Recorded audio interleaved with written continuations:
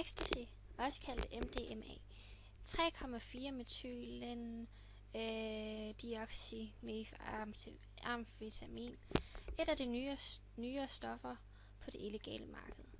Ecstasy er i familie med amfetamin.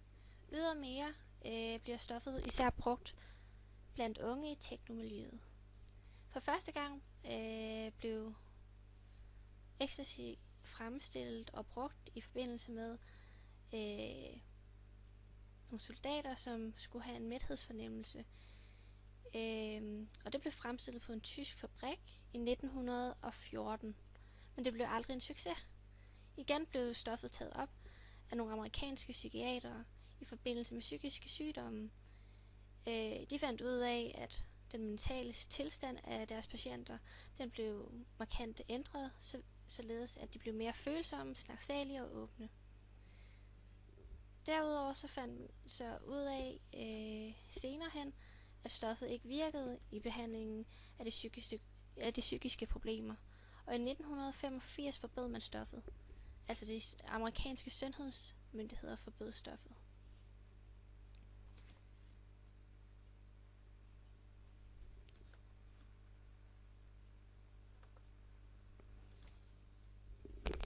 De kemiske egenskaber ved MDMA, det er, at til at starte med kan vi sige, at grundstrukturen for ecstasy det består af en benzinring, en etylgruppe og en aminogruppe.